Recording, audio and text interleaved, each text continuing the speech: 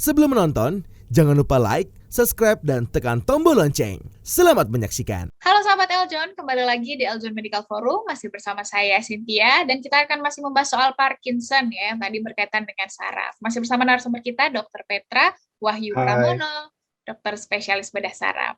kita jadi sekarang masih ngebahas Parkinson tentang penanganannya gitu ya Mbak ya. Betul sekali. Nah, tapi sebelum kita ke penanganannya nih dokter, gejala parahnya seperti apa sih dokter dari Parkinson ini, selain tadi gejala-gejala yang sudah dokter sebutkan? Oke, jadi aku mau kembali ke slide yang tadi sebelumnya tentang gejala-gejala Parkinson.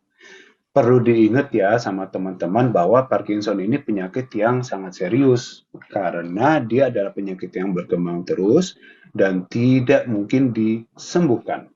Yang bisa kita lakukan sebagai seorang dokter adalah mencegah. Jadi gejalanya ringan-ringan aja ya, jangan parah-parah, dan perkembangannya kita perlambat. Tadi kan kita udah bilang bahwa awalnya dari gejala-gejala yang psikiatri, dilanjutkan dengan gejala-gejala yang mulai ada motoriknya. Di sini biasanya orang itu didiagnosis dengan Parkinson. Nah, tadi kita bilang makin lama makin berat karena memang kerusakan yang ditimbulkan oleh protein tadi makin lama makin meningkat di otak.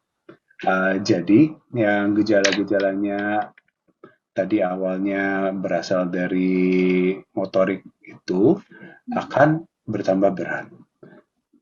Karena makin lama makin naik dari batang otak makin lama makin naik ada 6 derajatnya yang ditentukan oleh lokasinya.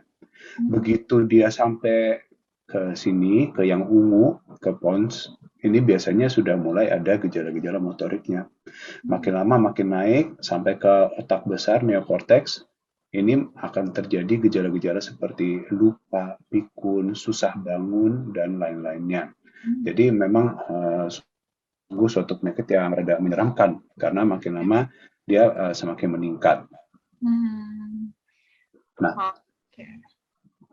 obatnya tadi kan kita sempat singgung juga Mbak Cynthia kalau obatnya terutama adalah dengan kita balikin dopaminnya ke otak orang tersebut. Kita kasih obat levodopa yang kemudian diubah oleh otak menjadi dopamin dan ini sementara pasti bisa membuat orangnya lebih enak. Gangguan gerakannya berkurang, gangguan pelan-pelannya itu berkurang dan lain sebagainya. Cuman ya sekali lagi kembali ke sifat seorang penyakit Parkinson yang makin lama makin berat ya Mbak. Lama-lama obat pasti nggak mempan. Obatnya lama-lama harus ditingkatkan dosisnya sampai orangnya banyak efek sampingnya. Kan tadi kita bilang kalau kebanyakan dopamin, efek sampingnya ada gejala-gejala seperti kedutan-kedutan, seperti kejang-kejang, itu ada. Nah, disitulah setelah pengobatan mulai banyak efek sampingnya, ada juga terapi bedahnya. Hmm. Oke, jadi nggak cuma hanya obat-obatan, tapi juga apa namanya operasi juga ya dokter ya, ada bedahnya Mm-mm. itu. Nah, kalau kita bicara soal operasi nih dokter, gimana nih dok operasi untuk Parkinson? Oh, oke. Jadi operasi untuk Parkinson sedikit berbeda dengan obat. Kalau obat kan tadi ngegantiin kimianya otak supaya bisa sarafnya bekerja dengan lebih baik. Kalau kita melakukan operasi, kita menggantikan aliran listrik otak. Jadi, teman-teman pasti udah familiar banget dong, ini adalah suatu alat yang sering banget kita ketemuin di dunia medis. Ini adalah alat namanya alat pacu jantung. Jadi, kalau pacu jantung kan orang tahu yang denyut jantungnya rada nggak sinkron dengan pacu jantung bisa dikasih listrik sehingga mulai reguler. Hal yang sama dilakukan kepada otak. Jadi ini adalah baterainya alat pacu jantung, ujung kabelnya kita masukkan ke dalam otak. Jadi karena itu memang harus beda saraf. Kita masukin ujung kabel tersebut ke dalam otak sehingga dia bisa mengirimkan sinyal. Mengirimkan sinyalnya tersebut seperti dilihat di sini, dia akan membuat sinyalnya menjadi lebih sinkron. Jadi yang tadi gerakan-gerakan tidak beraturan, gerakan-gerakan yang slow, lama-lama gerakannya bisa bagus lagi. Untuk operasinya sih kita menggunakan sistem dengan teknologi tinggi. Jadi memang menggunakan ini yang namanya stereotactic frame yang ada di tangan saya. Ini koordinat dengan angka akurasinya di bawah 1 mm. Karena kan kita ngomongin masukin sesuatu ke otak ya. Serem banget nih kalau, aduh, sorry cuy, meleset 2 mili gitu kan nggak lucu banget. Jadi memang akurasinya harus tinggi sekali. Seperti dilihat di gambar ini, tadi kan teman-teman udah aku kasih lihat gambar otak di dunia nyata, ujungnya persis berada di basal ganglia. Dengan ujungnya di situ, dia mulai mengeluarkan aliran listriknya, dan gejala Parkinson bisa langsung berkurang. Benar-benar. Dan kita ngetesnya tuh dengan cara misalnya orangnya ini sambil dioperasi, orangnya bangun. Jadi kita masukin ke dalam otaknya, dan kita bilang, Pak, gerak Pak. Mana itu tremornya tadi? Oh, loh. Terus kita nyalain alatnya. Loh, tremornya langsung hilang. Jadi benar-benar kayak kita nyalain matiin lampu aja, sakarnya tek tek tek tek, dia bisa berkurang gejalanya. Seperti itu salah satu penyakit Parkinson bisa dilakukan operasi.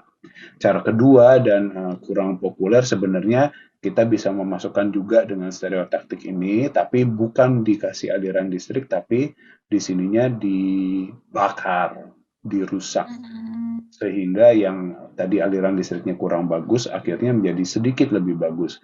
Tapi kita kurang suka karena kita lebih suka yang bisa on bisa off. Kalau kita bakar kan itu nggak bisa balik lagi, jadi kita takut gitu. Hmm. Tapi dokter, kondisi yang seperti apa sih dok sampai harus dilakukan operasi ini dok? Mm-mm. Memang serem banget kalau kita ngomongin operasi otak. Makanya itu kita selalu kasih opsi ini di penyakit Parkinson yang sudah tidak mempan lagi dengan pengobatan. Jadi kalau kita mewajibkan, pasti pasiennya wajib, kamu udah berapa lama Parkinson? Kamu udah coba obatnya belum? Obatnya kamu dosisnya awalnya berapa? Makin lama makin naik ya. Oh, oke. Kamu efek sampingnya udah banyak ya. Udah nggak mau lagi nih naik dosis obatnya, baru kita tawarin untuk melakukan operasi gitu. Oke. Tapi tadi dengan minum obat ataupun dengan memilih operasi, artinya Parkinson ini bisa sembuh ya dok? Bisa dikontrol.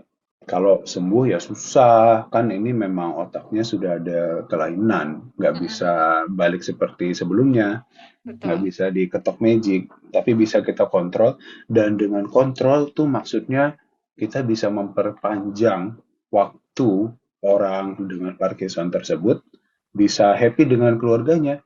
Coba bayangin kalau kayak tadi jalannya slow gitu, kita mau ke Bali, aduh di airport aja nggak nyampe-nyampe deh, gitu kan jalannya lama gitu. Kalau kita kasih dia obat, kita kasih dia operasi, ya tentu dia bisa lebih enjoy, gitu maksudnya. Kita bisa menambahkan 10, mungkin ya 8 sampai 10 tahun biasanya kehidupan yang masih bisa di-enjoy buat pasien tersebut. Oke, baik. Jadi kalau disembuhkan juga total tidak mungkin sulit juga ya dok ya, karena tadi udah kaitannya Mm-mm. dengan saraf. Mm-mm. Baik. Nah, kemudian dokter, apakah ada komplikasinya dokter? Apalagi mungkin yang mengalaminya kebanyakan lansia ya dokter ya, apakah ada Mm-mm. komplikasinya? Oh iya, komplikasinya kan pasti ada. Tapi komplikasinya itu memang adalah perpanjangan dari gejala utamanya. Misalnya dia tadi jalannya pelan-pelan, makanya pelan-pelan kicik-kicik-kicik-kicik gitu, jadi gampang kesandung. Nanti Ya. kesandung, komplikasinya ya patah tulang dan lain sebagainya. Yang sering kita nggak paham, gejala seperti sulit kencing, dan nanti lama-lama jadi batu ginjal dan lain-lain seperti itu komplikasinya. Gejala seperti nggak mau makan, malas makan. Nah itu lama-lama nanti jadi kurus, ada malnutrisi karena gizinya kurang dan lain sebagainya. Komplikasinya sih gitu-gitu aja sih. Oke. Nah, terakhir dokter, bagaimana mencegahnya ini dokter? Ataukah mungkin ini merupakan penyakit genetik gitu dokter, yang misalnya udah ada gennya, sulit untuk Mm-mm. dicegah, gimana dokter? Oh, oke. Jadi memang tadi dibilang faktor utamanya itu genetik. Jadi maksudnya kalau kita punya keluarga dengan Parkinson, kita harus hati-hati banget karena berarti kita ada 15% bakat buat Parkinson. Ngelihat tadi mulainya umur berapa, umur 40-an itu jarang banget, 50-an jarang banget, 60-70 baru mulai, kita harus waspada banget nih. Jangan sampai kita ketahuan pada waktu udah keluar gejala tadi, yang udah kesandung, udah pelan-pelan jalannya. Oke, ini kayaknya gue Parkinson nih. Kita harus cek cepat-cepat. Dengan kita mulai terapinya lebih awal, tentu kita bisa menghindari lebih awal gejala Parkinson yang berat. Itu nomor satu. Nomor duanya tentu aja kita menghindari main tinju kayak yang tadi. Jadi hindari benturan pada kepala. Kedengarannya kayak simple ya, tapi itu penting banget. Dan nomor tiga, sebenarnya orang belum bisa menjelaskan kenapa. Tapi orang-orang yang suka ngopi, orang-orang yang suka exercise, itu sebenarnya lebih jarang kena Parkinson. Ini nggak ada yang bisa jelasin, tapi maksudnya ini nyata. Ini kan didukung dengan big data ya, dengan big data. Jadi kalau begitu, ayo kita semua berolahraga dan ayo kita semua ngopi supaya resiko Parkinsonnya bertambah kecil. Ada juga sih yang bilang kalau nikotin, jadi ngerokok itu mengurangi gejala Parkinson. Tapi ini ngerokok kan banyak banget efek sampingnya. Kita nggak boleh bilang, gue mau ngerokok biar kita nggak Parkinson. Nanti malah kena penyakit lainnya dulu, bukan kena Parkinsonnya. Jadi exercise, kita ngopi dikit-dikit, dan kalau kita memang ada punya keturunan Parkinson, kita harus benar-benar waspada pada waktu umurnya gitu. Oke deh, siap. Dokter Petra, terima kasih banyak hari ini sudah tadi menjelaskan banyak hal soal Parkinson. Terima kasih banyak, Dokter Petra. Oh iya, makasih banyak Mbak Cynthia, sobat-sobat Eljon. Terima kasih perhatiannya loh. Makasih, Dokter. Nah, sahabat Eljon ya, tadi kita sudah dengar apa itu Parkinson, gejalanya, penyebabnya, dan tadi pengobatannya juga kita sudah ketahui ya, ada yang dari obat-obatan tadi yang sudah disebutkan dan dijelaskan oleh Dokter Petra, ada juga operasi ya atau bedah yang memang ini keahliannya Dokter Petra juga gitu karena Dokter Petra adalah bedah saraf. Dan tadi mencegah adalah hal yang penting ya. Yang penting adalah tadi olahraga, workout, itu juga penting ya. Mungkin tidak hanya Parkinson yang bisa dihindari, tapi banyak penyakit lainnya yang juga memang dengan kita rajin berolahraga bisa kita hindari dari sekarang. Baik, semoga berguna dan juga menambah informasi kita ya mengenai salah satu penyakit Parkinson ini yang mungkin sering terdengar, sering diidap juga oleh beberapa artis, beberapa orang public figure yang kita kenal ya, akhirnya kita ketahui apa itu Parkinson. Semoga berguna. Saya Cynthia dan juga Dr. Petra Wahyu Pramono, dokter spesialis bedah saraf, pamit undur diri. Sampai jumpa. Sampai jumpa teman-teman. Si Patrick dan Tuan Krep lagi tamasya. Diklik subscribe-nya ya.